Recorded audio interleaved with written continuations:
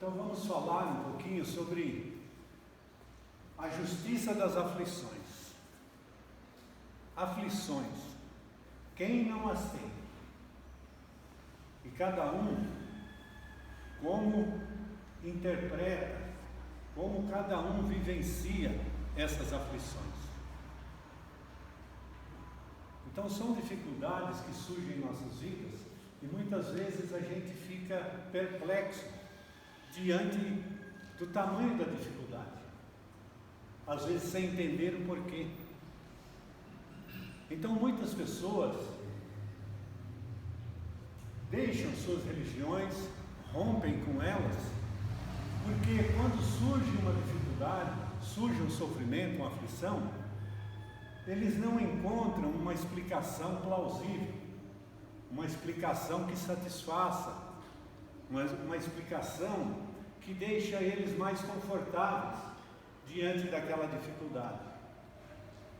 E então a pessoa deixa a religião, às vezes se volta contra Deus, se revoltando.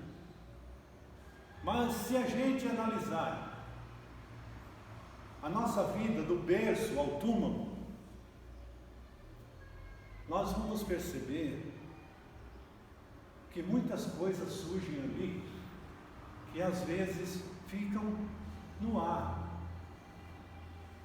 porque nós percebemos crianças recém-nascidas que estão iniciando o caminho, e um caminho árduo, doloroso. Crianças recém-nascidas passando por cirurgia, sofrendo o mal do câncer e às vezes até desencarnando. E aí surgem os assassinatos, o tanto de violência que nós estamos vivendo no momento, as dificuldades do dia a dia. Então parece que de qualquer forma essa dor, esse sofrimento chega para nós, e nós teremos que encará-lo um dia frente a frente, face a face. Mas algumas pessoas convivem com ele desde o nascimento até o túmulo. E mais difícil da gente compreender ainda são esses momentos que nós percebemos pessoas de má índole, de caráter pernicioso, pessoas más que progridem, parece que a sorte sorri para eles e se dão bem em tudo, enquanto outros que são bons parece que sofrem a vida toda, apesar de serem honestos, pessoas dedicadas, mas que passam por sofrimentos que nós não conseguimos entender.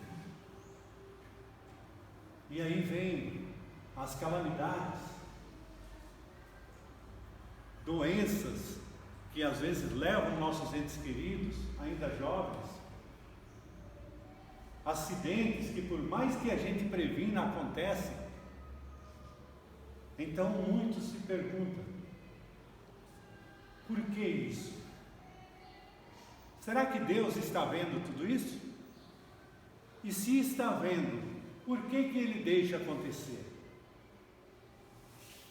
Então muitas respostas foram dadas, até no Evangelho tem uma resposta dizendo que é para a pessoa ter mais mérito, mas essas respostas muitas vezes não satisfazem.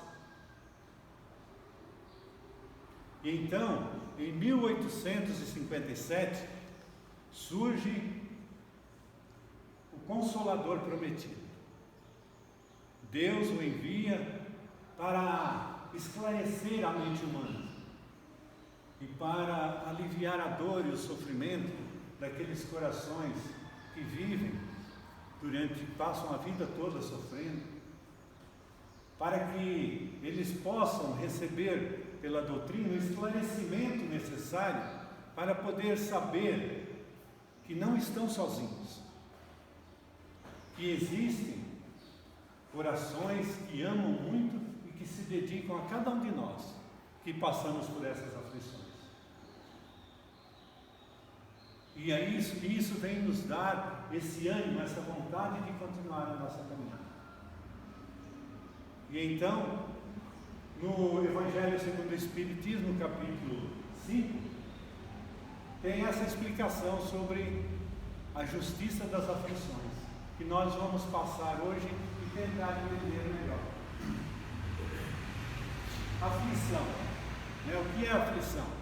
Se cada um de nós fosse explicar o que é aflição, cada um iria explicar a sua maneira, porque cada um de nós temos uma aflição diferente, iria explicar dentro das características que a gente vivencia. Mas essa explicação está no dicionário. Então vamos lê-la para que a gente possa ter uma definição coletiva. É um sentimento de agonia, sofrimento imenso, preocupação ou desassossego por alguma causa ou coisa em que vai afetar a vida direta ou indiretamente. A aflição é ainda a sensação de algo, é ainda a sensação de que algo não está certo, ou de que alguma coisa errada ou traumática possa acontecer. Então esse trechinho final, né, é a sensação de que algo mal, ruim possa nos acontecer. Quantas mães e pais passam por essas aflições quando seus filhos saem? Às vezes saem à noite, vão se divertir e aí ficam preocupados. Ficamos, preocupados, porque estão demorando, não chegam. Talvez passou pouco tempo, mas a gente já começa a se preocupar. E o pior é que essa preocupação sempre nos traz pensamentos ruins, achando que pode ter acontecido algo, terrível. Mas por que esse pensamento, essa insegurança? Com certeza é a falta de confiança, a falta de fé que nós temos em Deus. Porque nós temos a responsabilidade de criar os nossos filhos, de educá-los, para que eles possam enfrentar o mundo. E quando eles vão lá fora, vão se divertir, vão trabalhar, vão estudar, nós temos que deixá-los na mão de Deus, porque a nossa parte nós fizemos. Então, de certa forma, essa dor, esse sofrimento todo, nós estamos sofrendo antecipadamente, sem necessidade. Depois o filho chega, a gente vai, abraça, sorri, poxa, já voltou? Já voltou? Depois de ter feito eu sofrer tanto, por imprevidência minha, porque não precisaria, não teria necessidade todo esse sofrimento, Então vamos para o Evangelho. Como nós podemos interpretar certas partes? As compensações que Jesus promete aos aflitos da terra só podem acontecer na vida futura. Essa vida futura para nós o que é? A vida espiritual? Também. Mas a vida espiritual é um local onde será reconhecido tudo aquilo que nós fizemos de bom aqui na terra, na nossa encarnação. Aí lá será reconhecido o nosso esforço, o nosso trabalho, a nossa obra, o que nós construímos aqui, lá será reconhecido.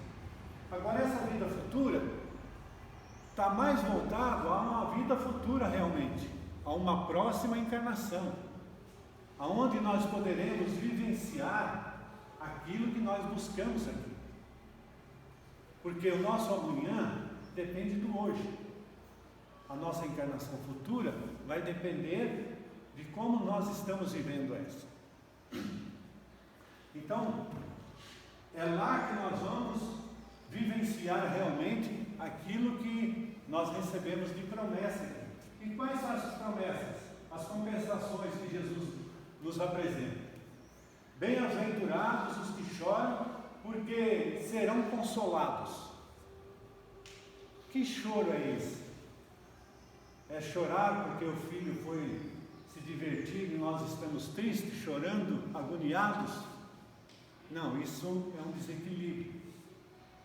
Chorar porque eu comprei um carro que não deveria comprar e hoje estou sofrendo porque não consigo pagar as mensalidades. Não, isso é algo que eu fiz impensado, ou não deveria fazer e fiz porque o meu vizinho comprou um carro novo, então eu também quero um novo. Então estou fazendo algo que não está dentro das minhas condições. Mas esses que choram em favor daqueles que sofrem, esses receberão a recompensa. Toda vez que nós sofremos por alguém, nós estamos compartilhando a dor e o sofrimento dessa pessoa. E isso tem a compensação. Porque nós nos compadecemos. Nós compartilhamos aquele sofrimento. Um dia seremos recompensados por isso. E aí isso nos lembra que existe um triângulo no nosso relacionamento para com Deus. É Deus, eu e o próximo.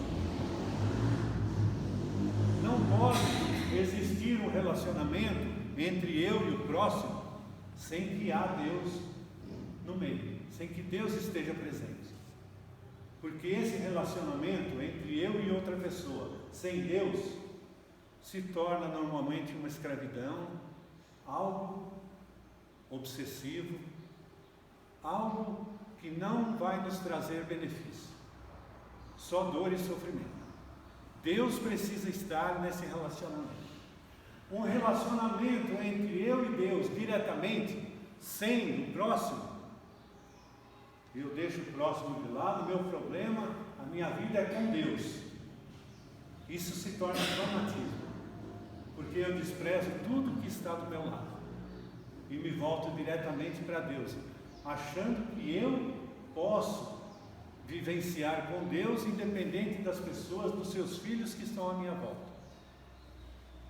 A gente pode olhar por nós mesmos. Se eu tenho 2 ou 3 filhos e alguém tem um bom relacionamento comigo, eu quero que ele tenha um bom relacionamento com meus filhos. Se ele despreza os meus filhos, eu não me sentiria bem. Se ele tem um bom relacionamento com meus filhos e me despreza, provavelmente meus filhos não se sentirão bem.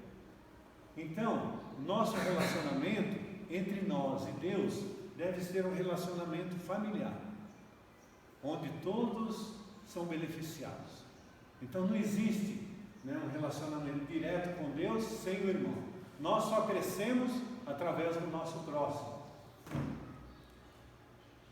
Bem-aventurados são vocês, os pobres, porque vosso é o reino dos céus. Que pobreza Jesus está falando? Do desprendimento da materialidade. Quando nós conseguimos nos desprender de tudo aquilo que envolve o mundo material. Não desfazer, abandonar, mas desprender, no sentido de utilizar sem se tornar escravo. Quando nós usamos os bens que nós temos em benefício de todos. E isso é ser pobre, porque estamos disponibilizando para as pessoas aquilo que nós temos, não estamos apegados a isso, estamos auxiliando o outro a caminhar, a ter uma vida digna. Então esses receberão uma recompensa. Bem-aventurados os famintos e os que anseiam por justiça, porque serão saciados. Às vezes é difícil a gente ver uma justiça sendo realizada aqui no nosso mundo de provas e expiações, mas aquele que anseia por isso vai ter uma vida futura, porque estamos buscando e lá encontraremos. Bem-aventurados os que sofrem perseguição pela justiça, pois deles é o reino dos céus. Quantas pessoas se dedicam a auxiliar As crianças, por exemplo, a dar às crianças o amparo que elas necessitam para poder crescer, para poder evoluir. E outras pessoas que não têm esse interesse perseguem. Então a pessoa é perseguida porque ele quer a justiça, ele quer o bem de todos. Então são perseguidos por causa dessa justiça.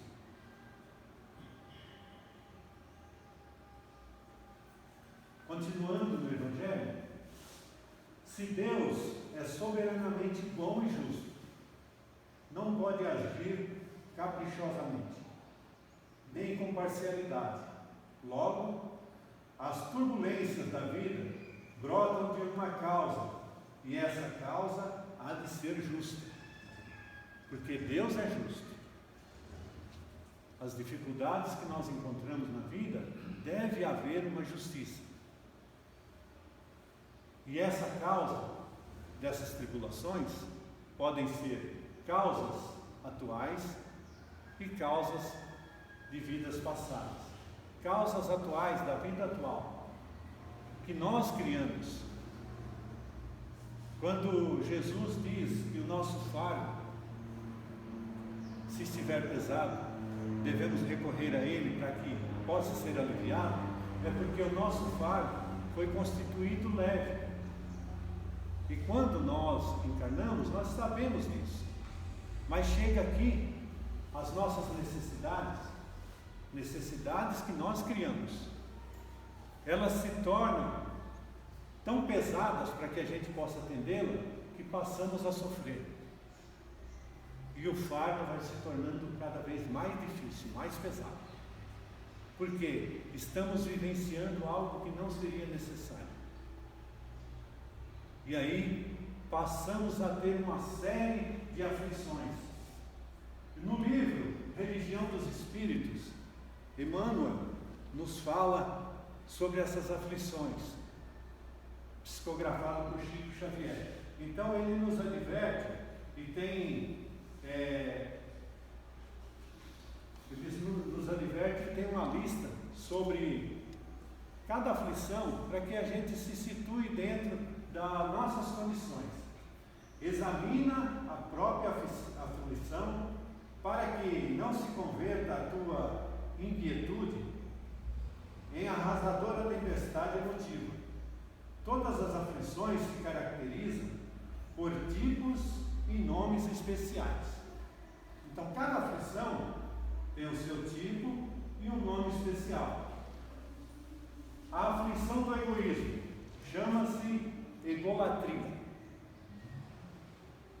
Então, se eu sou egoísta, eu estou dentro desse determinado nome de aflição.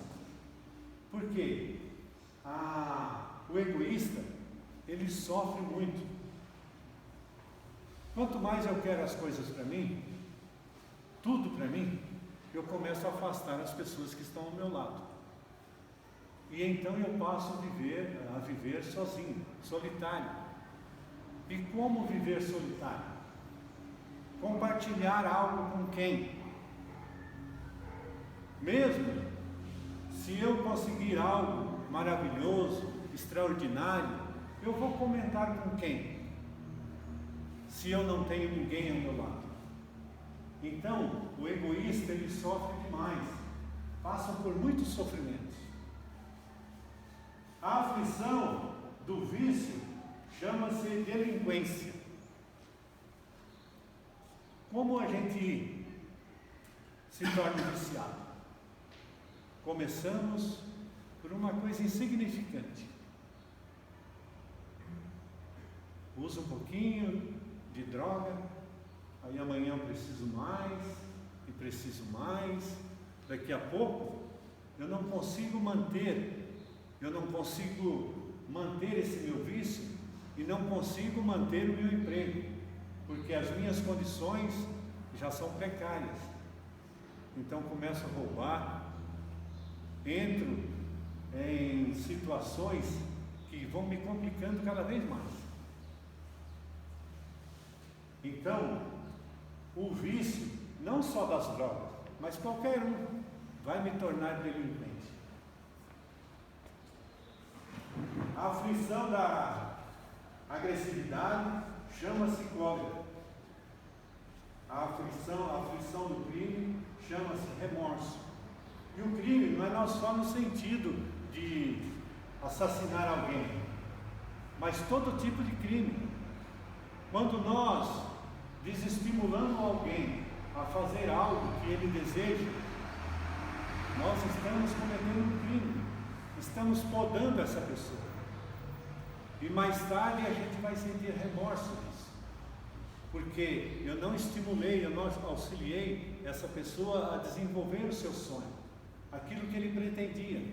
E muitas vezes é algo muito bom, mas eu cortei, podei.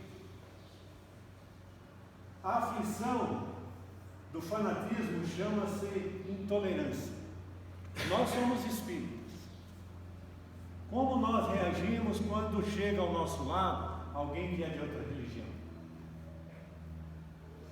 Será que nós mudamos a nossa atitude com ele? Começamos a tratar de outra forma? Às vezes até a casa espírita, a pessoa é fanática por essa casa. Então os outros de outra casa não querem dizer nada. É essa casa. Então você não tolera mais ninguém. Tem que ser aquele rótulo. Então nós temos que ter muita atenção. São várias as aflições, e dentro delas nós vamos analisando aquilo que diz respeito a nós, para que a gente possa refletir. A aflição da fuga chama-se covardia. A aflição da inveja chama-se despeito. A aflição da leviandade chama-se insensatez. A pessoa se torna insensata porque é leviana. Não valoriza as coisas, o respeito, não se porta como deveria. Então vai se tornando uma pessoa insensata, não valoriza as coisas como deveria. A aflição da indisciplina chama-se desordem. A disciplina é algo muito maravilhoso. Eu considero, sinceramente, a disciplina algo que conduz a nossa vida com um equilíbrio muito grande. Se a gente olhar Chico, por exemplo, quando começou o trabalho dele com Emmanuel,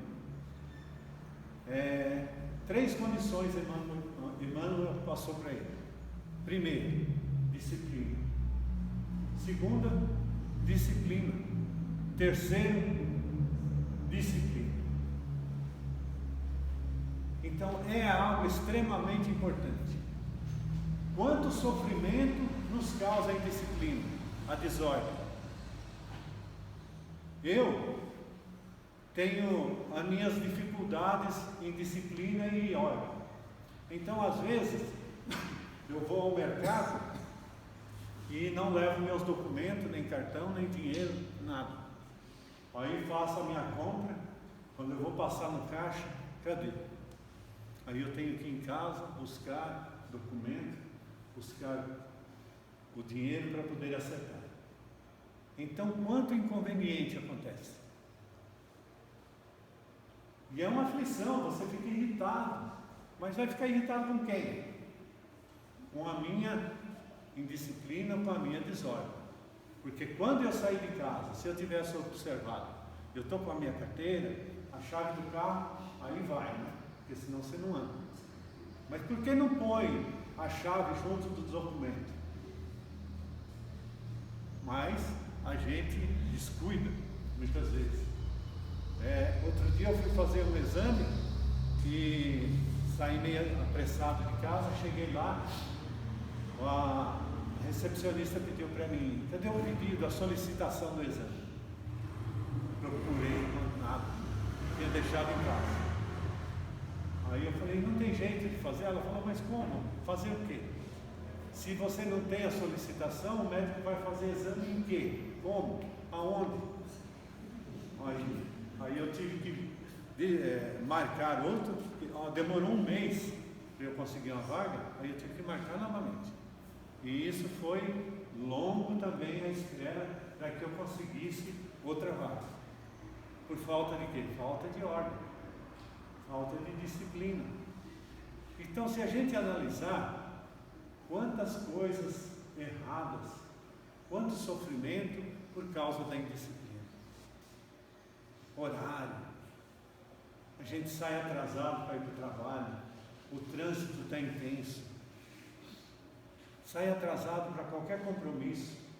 Então, se a gente é uma pessoa ordeira, levanta mais cedo, prepara tudo, toma seu café sossegado, faz a sua prece, que é praxe, né? Todos nós temos que fazer a nossa prece de manhã, para iniciar o nosso dia, depois do encontro que nós tivemos durante o sono com os nossos amigos espirituais.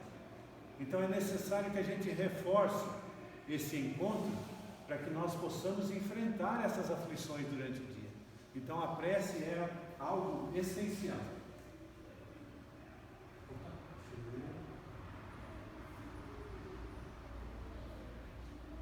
Tem mais.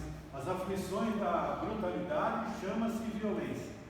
A aflição da preguiça chama-se rebeldia.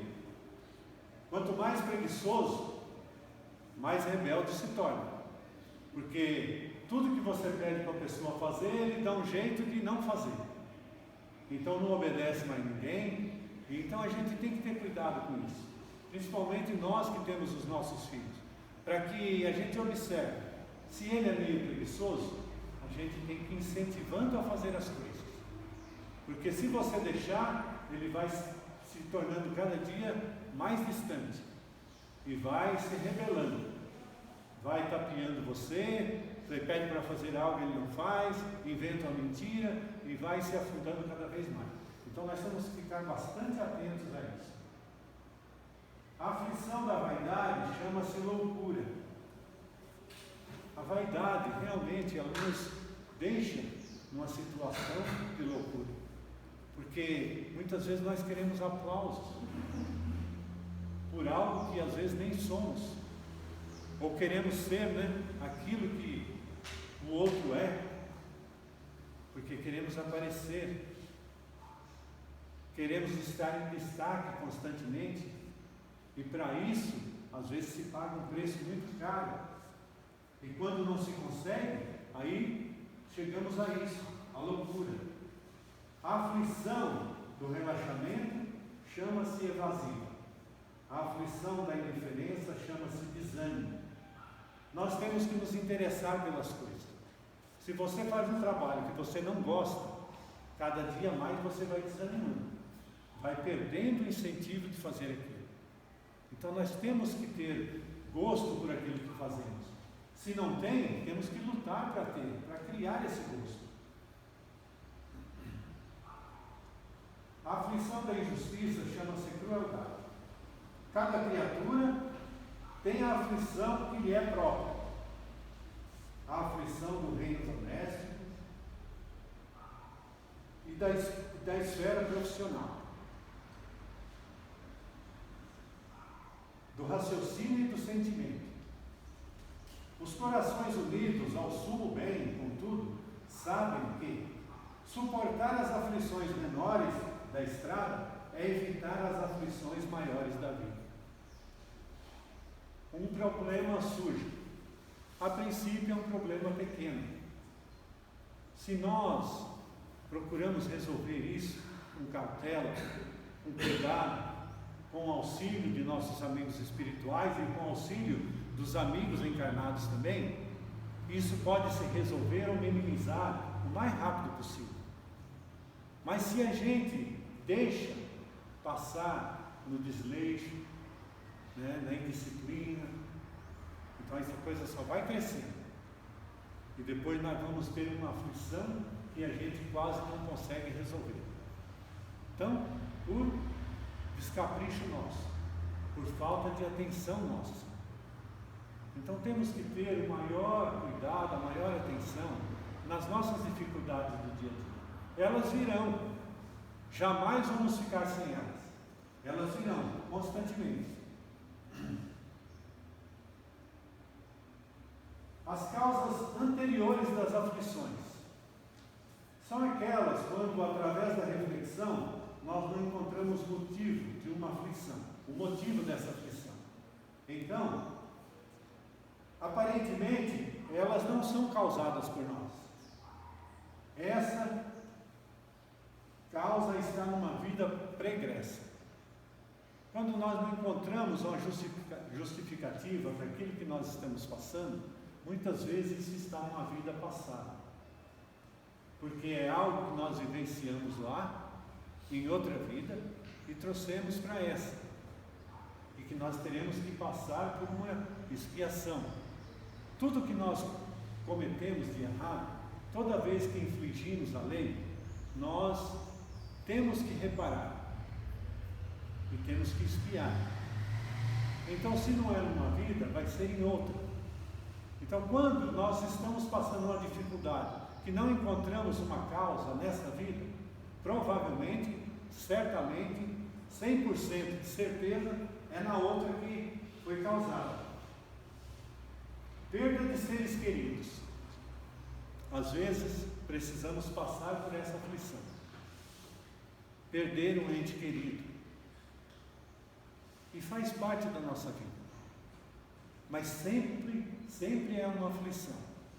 Mas eu provoquei isso? Não. Isso é uma consequência da vida. Então não sou culpado.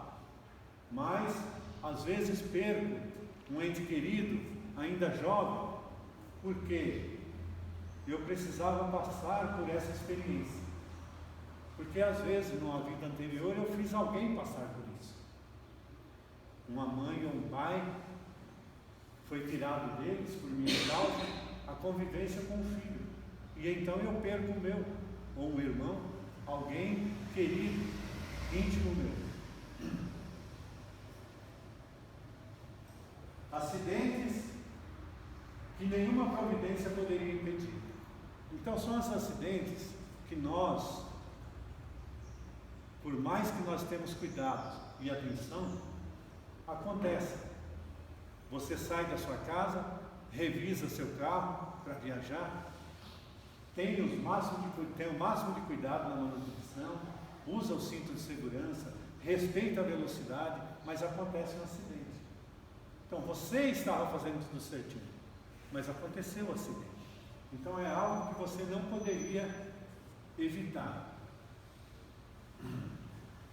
Flagelos naturais, que também às vezes provocamos, ajudamos a provocar, né?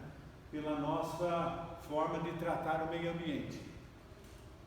Então, terremotos, essas catástrofes que acontecem, que a gente nem imagina, de repente vem e varre inúmeras vidas, e quanto sofrimento, quanta dor gera nisso.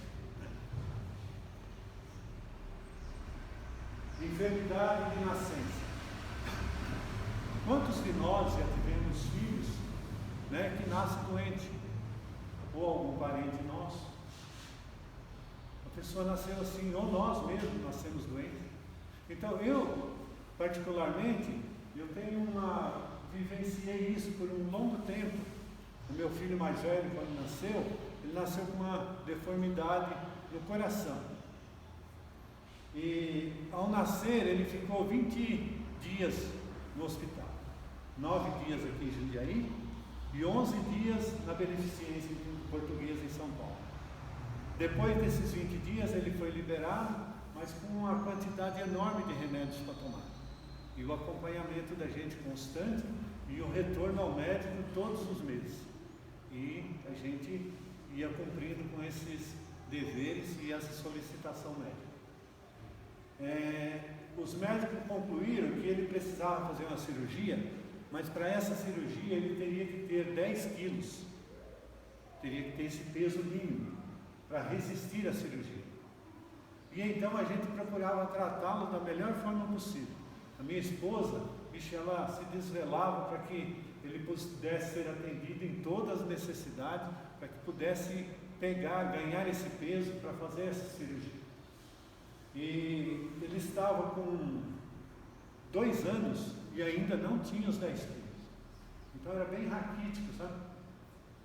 E ele estava com 9 quilos e pouco, então a gente já ficou na expectativa de fazer a cirurgia.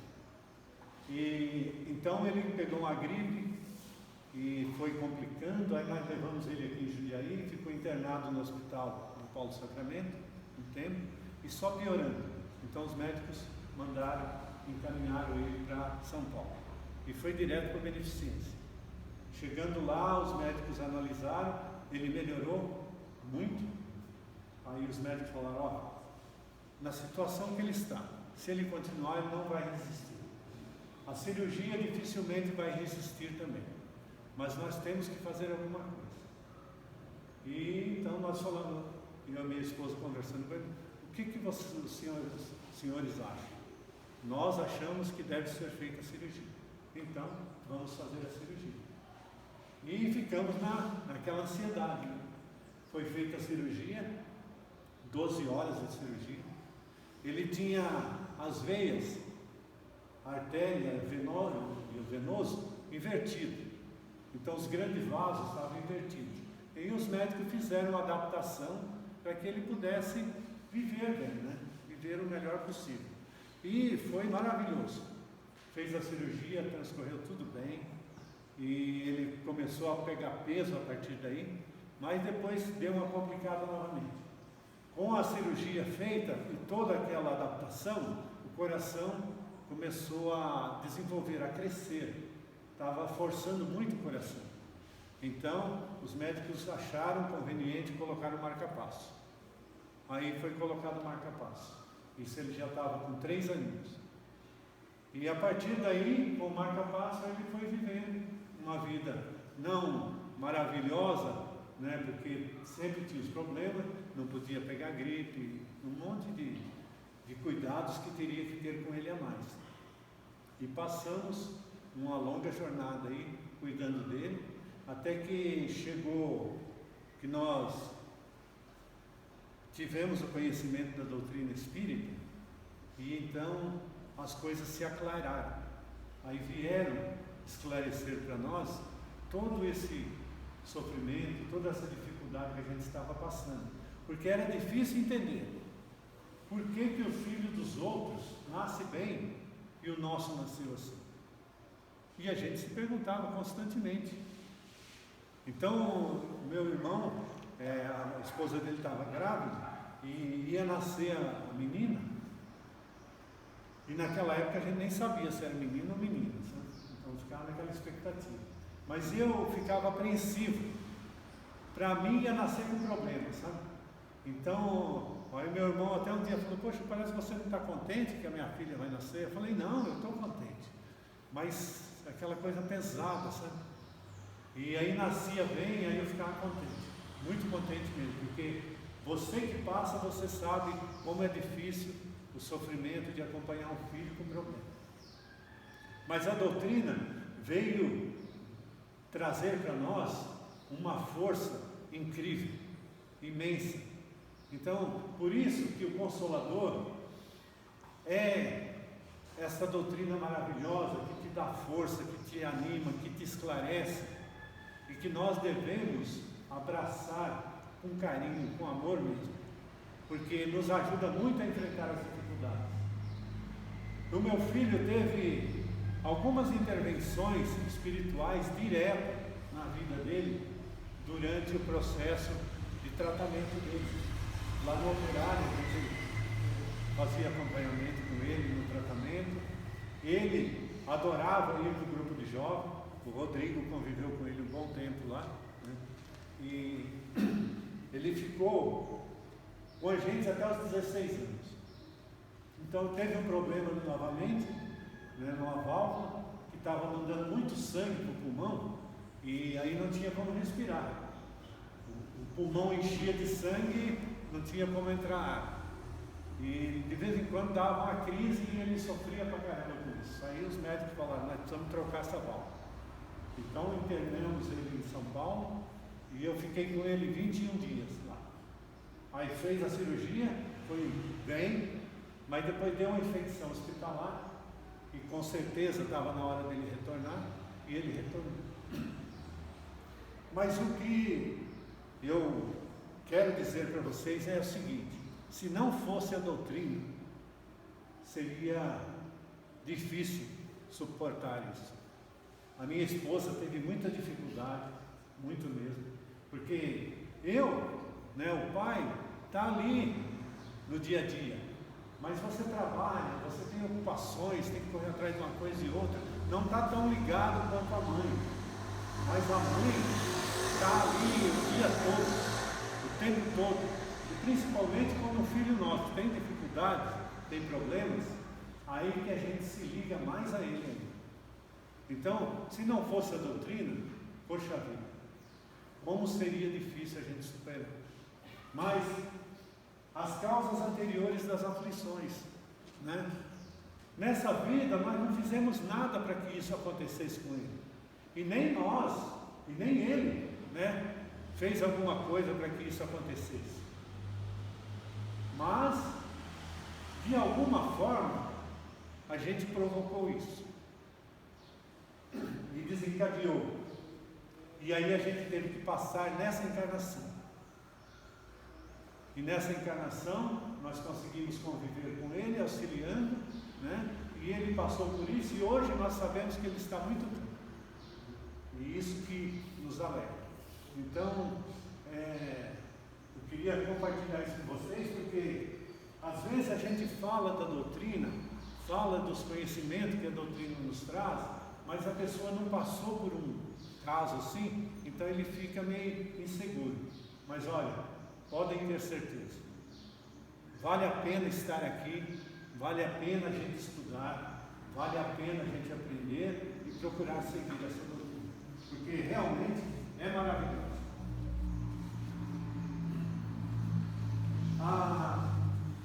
Emmanuel nos traz novamente uma chamada de atenção e nos mostrando mais particularidades para que a gente possa superar as aflições.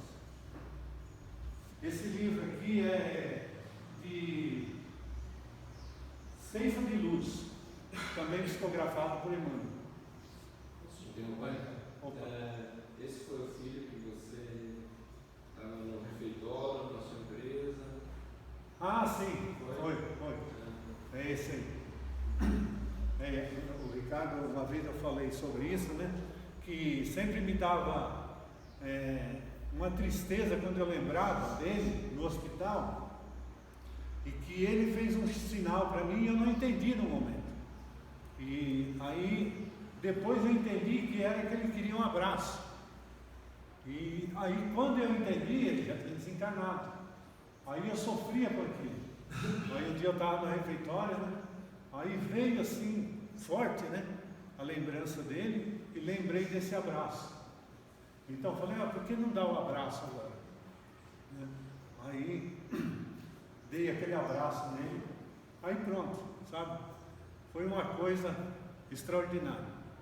Nunca mais passei por esse, parecia um remorso, mas poxa, eu não entendi na hora, né? Mas me sentia culpado assim mesmo. Então, aí foi legal naquele momento, sabe? Aí passou, e hoje eu lembro disso ainda, mas sei que posso abraçar ele a hora que eu quiser. E é um trabalhador aqui dessa casa, né, Leon? Com certeza. Ajuda a gente no passe e tudo. Nas reuniões lá em cima, de vez em quando ele aparece conosco lá, né? Então, está com a gente, sabe? Está com a gente. Bem-aventurados os que choram, disse-nos o Senhor. Contudo, é importante lembrar que, se existe aflição gerando tranquilidade, há muita tranquilidade gerando aflições. Então, a hora que eu li isso aqui, eu fiquei falei, caramba, aflição gerando tranquilidade? Como a aflição gera tranquilidade? Quando nós encaramos essa aflição com resignação, quando nós encaramos sem revolta, ela vai gerar uma tranquilidade ali na frente. Então, isso é maravilhoso, uma aflição que gera tranquilidade. Agora, difícil é isso, a tranquilidade que gera a aflição. Quando nós somos omissos, ociosos, não enfrentamos a pequena dificuldade que vai se tornar uma aflição enorme ali na frente. no liminar do berço, pede à alma dificuldades e chagas, amargores e cicatrizes. Entretanto, recapitulando novamente as próprias experiências do plano físico, torna a concha obscura do egoísmo e da vaidade, enquistando-se na mentira e na delinquência. Aprendiz recusando a lição, o doente abandonando o remédio. Em quase todas as circunstâncias, o homem persegue a fuga que lhe adiará indefinidamente as realizações planejadas. Esse texto aqui, ele mostra para nós o quê? Que nós fazemos o nosso planejamento e no lado de lá nós temos certeza do que nós viemos buscar aqui. Mas ao chegar aqui, ao retornar à Terra, então nós retornamos ao egoísmo, à vaidade, porque nos deixamos enfraquecer. E cada um de nós tem o seu planejamento antes de reencarnar. Nós não reencarnamos sem ter um planejamento. E esse planejamento é muito bem feito. E Jesus sempre nos dá aquele fardo que nós podemos carregar. Mas a gente que sobrecarrega. E então vai se tornando difícil. Às vezes a gente pensa, né? Poxa, mas esse monte de coisa para eu poder superar são todas as coisas que nós criamos. Esse monte de dificuldades, esse monte de necessidades desnecessárias, porque nós queremos mais do que é o necessário, mais do que se precisa, e então vamos pesando sobre nós aquilo que nós buscamos, e então não conseguimos caminhar. Mas mesmo assim Jesus nos fala: venha até mim se o fardo está pesado. Mas nós precisamos ir a Ele. Então Ele é a fonte, está ali disponível. O que a gente faz com a fonte? Nós vamos lá pegar a água que nós necessitamos. Jesus é a fonte de força, de energia. Então nós temos que ir até Ele, buscar essas forças, para que a gente possa realizar o nosso planejamento. Valoriza a aflição de hoje, aprendendo com ela a crescer para o bem, que nos burila para a união com Deus. Porque o Mestre que te propões a escutar e seguir, ao invés de facilidades no imediatismo da terra, preferiu para ensinar-nos a verdadeira ascensão, a humildade da manjedoura, o imposto constante do serviço aos necessitados, a incompreensão dos contemporâneos, a indiferença dos corações mais queridos e o supremo testemunho do amor em plena cruz da morte. Então a gente às vezes reclama porque o parente não é agradecido. Jesus tinha todos os seus parentes praticamente contra ele. Os contemporâneos, todos perseguindo. Quantas dificuldades ele encontrou. E nós muitas vezes queremos que a nossa vida seja fácil. Se ela for fácil, a gente vai se afundando cada vez mais. Aí você fala: poxa, pai, por que o sofrimento? O sofrimento é necessário para nós. Nós fomos criados simples e ignorantes. E fomos evoluindo. A simplicidade, poucas necessidades, só aquilo que é necessário para viver bem. Mas aí a gente extrapola. Ignorantes, precisávamos desenvolver o nosso conhecimento. E fomos desenvolvendo. Só que com isso desenvolvemos também o egoísmo, desenvolvemos a arrogância. Poderíamos ter desenvolvido a nossa inteligência de maneira mais amigável, mais dócil, poderíamos. Mas escolhemos por esse caminho mais complicado. E agora inteligentes, compreendendo que não podemos viver sem Jesus. Não temos outra opção. Ele veio e nos falou: eu sou o caminho, a verdade e a vida. Nos deu imensas, inúmeras oportunidades. E a gente muitas vezes não aproveitou. Aí ele fala: meus filhos, vamos pela dor. Pelo amor é difícil, então vamos pela dor. Que vai se tornando um cubículo e não tem para onde sair. E nós temos que evoluir, temos que crescer. Então a dor está aí para nos auxiliar. Então não adianta a gente se rebelar contra ela. Se a gente se rebelar, nós vamos adiando. Podemos adiar, temos o livre-arbítrio, mas não temos opção de caminho. Se queremos crescer, o caminho é o Evangelho, o caminho é Jesus.